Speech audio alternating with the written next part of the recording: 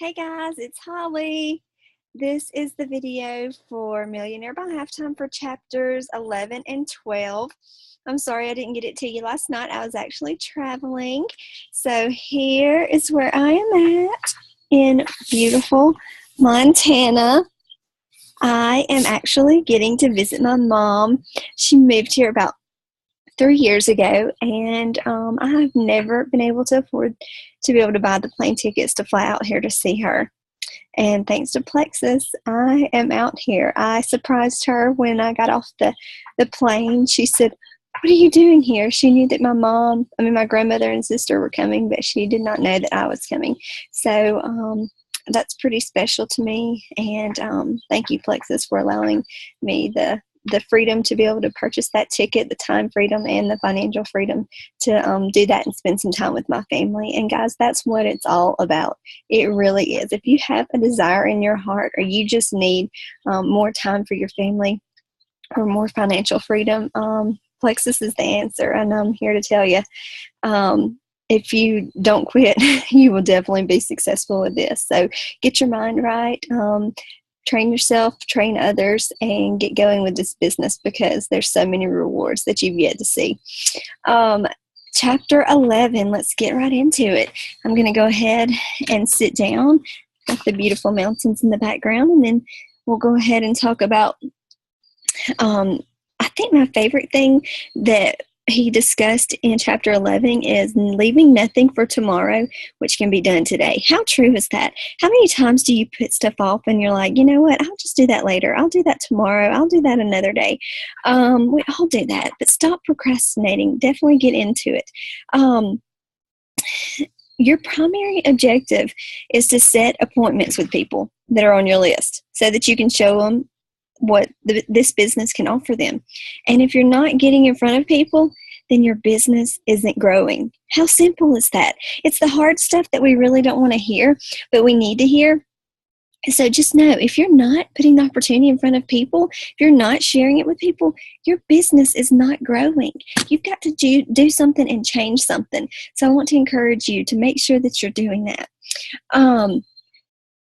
There's one thing that he was talking about. Don't mix the presentation with the invitation. And a lot of people do this. They jump the gun too soon. And it talked about, when you're inviting someone to see the presentation, to present the business, the sole purpose of the actual invitation is to just set the appointment, not to explain the business. And a lot of people doing that, they try to show the presentation through the messages, through the business, and it gets all construed. And a lot of times you wind up shooting yourself kind of in the foot, because you need to be making sure that you keep the invitation separate from the presentation. And that's kind of hard sometimes, isn't it? The best approach to invite someone are these 4 circles that he talked about. And it's saying, use all 4 circles. Circles can be used in any order. You need to be enthusiastic, have strong voice or tone when setting an appointment. And here's how, the 4 circles work. Share and show. That's easy. Okay, so you can just tailor the invitation to the person, and whoever you just want to, speak the invitation to, or whatever you want to say to them, but make it personal. I have some information to share with you, and I wanted to talk with you about it. Only just circle lets the prospect know that you're not after like a lot of their time. So, it doesn't matter how much time you need, but just try to say, I only need 20 minutes, or I only need 15 minutes, whatever it is. It doesn't have to be something long, maybe or not. So that circle is very important, and it's part of the invitation that lets people know it's okay if they're not interested, and it makes them feel more comfortable. So when they try to put a twist on it, and you're like, what? You're not going to try to twist my arm to get in your business, right? That they're not feel pressured. So, maybe you're not, maybe you're interested, maybe you're not. But I have something I'd like to share with you. And how exciting is that? There they have 2 choices, The circle is a single and greatest appointment setting skill to learn. So, think about it. If we ask our children, do you want vegetables for dinner? Well, usually no. If you ask an adult, do you want to come to an opportunity meeting? Usually, no, I don't want to come to an opportunity meeting. But if you change it up and, children, what vegetable would you like for dinner? Well, peas or carrots, and the child would jump on the opportunity and make a choice. We are the same way. We all want control. So this has to pass through our control meter. And, what day works best for you this week? Tuesday or Wednesday? If it's a particular tough, prospect to narrow down, then just say, start with general choices. What generally works best for you? The weekends or weekdays? What do you have coming up this week? Do you have some free time in the morning or afternoon on Saturday? That kind of thing. So make sure that you're asking and giving them choices there. Handling objections, because I know a lot of you are going to be like, well, people just object. They won't even send messages back, whatever it is. Many people will be anxious to hear about your business opportunity, but you will also encounter skeptics, of course. Many are skeptic. I was a skeptic. You probably were too.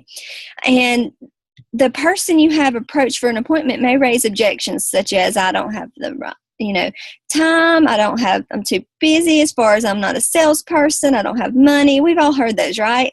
If you haven't heard it yet, you will.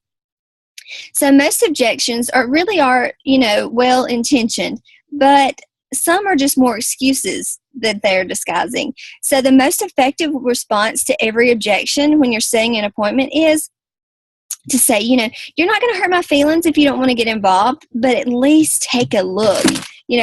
Tuesday or Wednesday, which one is better for you? That kind of thing. How can anyone say no if she doesn't know what they're going to say no to? So remember, your objective is to set the appointment. You just want to share the opportunity, and you don't have to share it all right then. So your key to this too is a strong belief, and no one can make a decision until he or she has seen a presentation. So make sure you remember that. If you need some examples, there's some examples in the book where they ask questions. Let's see. Sue, you may or not be interested, but I have something I want to show you. It will only take like 20 minutes. Does Monday or Wednesday work better? Betty, does Tuesday morning or Wednesday afternoon work better for you? I've got something I want to share with you. You may or may not be interested, but that's okay. It will only take about 20 minutes. So, if the appointment doesn't get the act or get set the first pass, then don't panic. It's okay. It's okay. If the prospect asks for more information, you can tell them a little more, yes, absolutely. And here's some options of what you can kind of tell them without telling them too much. Can you tell me more about it? Sure. Answer with a third-party credibility piece or award. Yes, of course. The company I'm working with recently won blank, blank, blank award for customer excellence. Then go right back to the 4 circles. This time, put an emphasis on may or may not be interested circle and only just circle. So these are just options. You would change it up and be more personal about Plexus and what it's done for you. I would maybe tell a little bit about what the products have done for you personally or somebody in your family, so they kind of know. Often people want to know what it is and they start asking questions. So when they ask details, I tell them it's a visual deal. I need to sit down with you and show you, more about it, show you some numbers, does Tuesday or Wednesday work better? That kind of thing, but especially if you're doing the business side of it, because that's the business part. If you do not have these next 2 things, though, guys, all of this is going to be null and void. You need enthusiasm and urgency. He talks about, I lovingly refer to my friend Susan, is ignorance on fire. And I love this. He talked about when she joined, she didn't have any clue how the compensation plan worked or anything. And, she could have told you the name of the company, maybe, not even that. But none of that mattered. And why? You know why? Because she was so excited. And that made up for her lack of knowledge. When Susan walked into a room, you could feel her presence. She moved with urgency. You could feel her enthusiasm. And today, Susan has earned millions of dollars in networking. So she's a top producer and inspired thousands of people. But you know what? Enthusiasm was her key thing, and urgency. It shows more than any knowledge that you can gain while you're trying to train yourself. So you don't have to wait. You don't have to wait to some huge success story, some huge weight loss or financial blessing, whatever it is. Stop waiting. You have something that can bless people. So get on it and bless their lives. It's your job to share it with them now. Urgency is a natural byproduct of enthusiasm, is what he talked about. If your opportunity is important and you're excited about your business, then you'll come across with urgency in your invitations. Like, how soon are two fantastic words to use to communicate. So he talked about saying, John, how soon can you and I get together? So then it goes into the as if profile. And but Presley, what if I don't feel excited? Well, good question, because you know what? I always don't wake up and feel excited. I always don't wake up and feel charged. Do you? No. Some days you have bad days. Sometimes people just are ugly. Sometimes people, it may not even be related to plexus.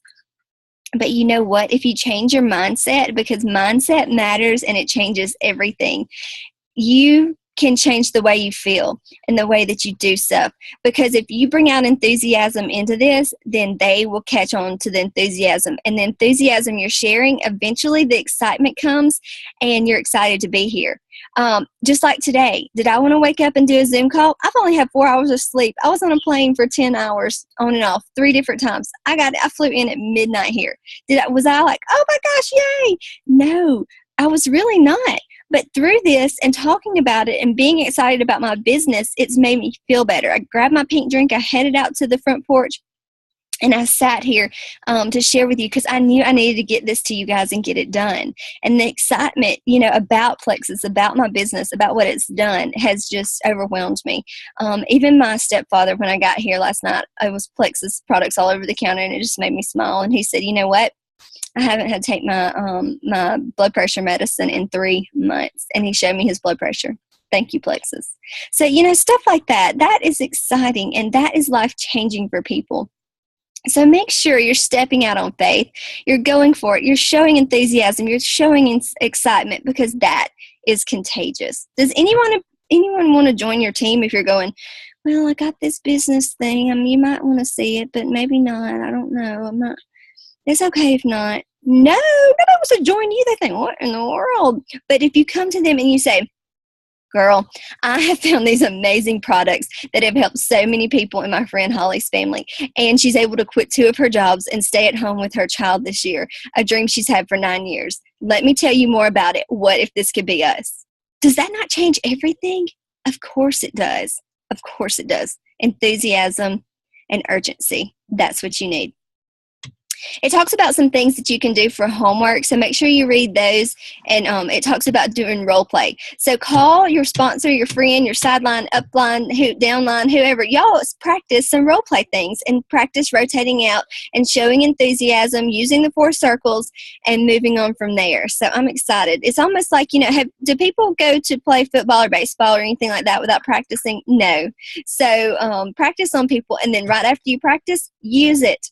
You can't make any money if you're not using it on people and practicing only. So make sure you use it. As we move into chapter 12, it said, have fun with the one-on-ones and two-on-ones. Guys, this is so important. Showing the plan. So we're talking about in networking, there's 2 activities that really count. 1 is showing the business presentation, and 2 is selling the product. And that's it, period. We're not showing the plan to other people. If we're not doing that or gathering customers, then we're not working the business. In this profession, the person that shows the most business presentations win. The person that contacts the most people win. And what I mean by win is rank up in the ranks. Is that not true? The only reason the diamonds are diamond is because they've had more no's than any one of us, and they've reached out to more people. There's several ways to present the business opportunity to your prospects. So we have different ways that you can do it, through opportunity meetings, sip and sees. But I love me some one-on-ones and two-on-ones. And that's just getting on the phone or meeting for coffee or meeting, wherever the event may be. You have to go to the people. It talks about in the book different areas. Don't just say you have to meet for lunch or whatever. Go to them. Present the business wherever it is. When he was talking about one-on-ones, he built a lot of his business using them. You don't have to be an expert to make a presentation. You actually don't want to be too polished because that comes across as fake. You just use enthusiasm. So try to choose like a coffee shop or a restaurant or somewhere convenient that the person can meet you at, but don't make yourself limited to that. And try to get it in about 30 minutes what you want to say to them. Make sure you're not high-pressured presentations, just share it, simple. And when you're finished, ask the person to join your team. Always ask them to join you. Use your ABCs. Always be closing. And remember, if they don't want to join your team, just get them as a customer. And then if neither one were right for them, then it's okay. Bless and release and follow back up later. It's not the end of the world. You're going to get no's. And the people that get so discouraged is nobody wants to do it. Well, how many did you ask? 10 people. Well, that's it? 10? Well, my gosh, I messaged 300 last week. 10 people? Really? You might have one message you back or interested. Don't let the numbers, overwhelm you or confuse you or whatever. But I'll tell you this. Last week when we had our special, I've been messaging people for 16 months. I messaged about 300 people last week. 9 joined my team. 9. Personal. Joined my team. Why? Was it their first contact? Mm-mm. Was it their second? No. They've been following me for months. I've been following up with them for months. What you do today, you're not going to see rewards for maybe 6 months down the road. It may be 2 weeks, it may be a month, but you are growing and sowing your seeds and going to able to have that harvest in the next few months. And it's so important that you're doing the backtrack work now, so you don't have to start from scratch. Because if you're not working the business or not contacting, but 2 or 3 people a week, you're going to really struggle with this. If you really want this business, you're going to find more potentials, go after it, present to more people the opportunity, and you will be more successful that way. So if you're, the fastest way not to get discouraged, reach out to more. It was talking about, that he had done a presentation in a parking lot. He's done it in a gym. He's done it in a grocery store, different hunting, company, different places that he's done the presentation. So don't get just stuck in one presentation area. Advantages are convenient and personal. Disadvantages, you're not an expert to your friend and you may not be profitable yet. That's okay. Use other people's stories. These are the guidelines for one-on-one presentations. Arrive early to get a good spot. Pick the quietest spot possible. Use a tool to show the presentation, like a video or something like that. And really, we don't have a true video, but you could show them a diamond documentary or something like that on the team. Somebody's on the team. And then just talk them through it and what you do in the health and wellness products and that kind of thing. You might could show them the compensation plan video if they're asking about compensation. So, and Kristen Abart has a good one on that. Talk about the great team that you're a part of and show pictures if possible. That's a definite. We are on the fastest growing, strongest team in Plexus. Julia Cartier's name is on the top of that list every week. Not to mention El Rob is on there. Roz, Andrea, Celeste, they're all on that leaders board, Angie. So make sure that you realize you really, really are. That's no joke. Incorporate a 3-way phone call with someone who's successful in your company. You can get any of us on your 3-way call. We would love to do it. I do 3-ways every week, and it's so much more effective and productive. And be enthusiastic. The next thing we're going to talk about is don't be a know-it-all. It's important. If you don't know something, say, okay, you know what? It's okay. I don't know exactly. Let me do some research on that and ask somebody that has really had experience with that, and I'll get back to you. They will have more respect for you doing that than anything in the world. A 3-way call. Let's talk about it for a second. It's a great way to leverage your knowledge and success with your sponsor and upline leaders. So you can call them, at the end of the presentation, and they can talk for about 5 minutes or so. And it's a third-party kind of expert, especially if they've had some success in the business. And it kind of just seals the deal for everybody, to hear from somebody that's had some success, to know that it is possible. When you do the 2-on-1 business presentations and you're new to network marketing, it's usually not a good advertisement for your opportunity if you're brand new and you're like, I haven't made any money, I've put more money out than I've made. That's hard, for people when you can't even say, well, I haven't got my products paid for. But you know what? That's okay because other people on the team have. And so make sure that you can use your upline and do that 2-on-1 business presentation with them. You know, it talks about being in a traditional business and employees are hesitant to ask somebody else to help. But in network marketing, we have a financial interest in helping you. I mean, that's no secret. You have a financial interest in helping people under you. We want people under us to be successful. The more people that you help to be successful, the better your business grows. And so we have a financial interest in you. You have a financial interest in your people under you. And so we want everyone on our team to succeed. So make sure that you're using that benefit for the 2-on-1. You know, the advantages of 2-on-1, they are convenient. You know, a third-party credibility is duplicatable, and an experienced third-party expert can answer the questions that maybe you don't know. The disadvantage is you're bringing in a stranger, but they can actually talk to them on the phone and know that you know them, so that's okay too. The guidelines for this 2-on-1. Set the appointment to the prospect and then coordinate with the upline leader. So reschedule with the prospect if you need to. And it's best to tell the prospect when setting the appointment that you will be bringing your business partner or friend with you. Don't just show up with them. It might, be like, oh gosh, I'm getting bombarded. Arrive early and get you a good spot. And pick a quiet place because, they might be private and you might not want, they might just kind of be like, I don't want everybody in the world to hear this. So edify the leader you bring in as an expert in your industry and describe his or her success. Brag on them. Stay fully engaged, of course, during the presentation. And once you turn it over to your upline leader, don't talk, and speak unless your leader asks for your input directly. And I thought, I wonder if I've talked too much. Sorry, Lindsay, when she's trying to tell people stuff. So that was something good for me too, because obviously I am a talker.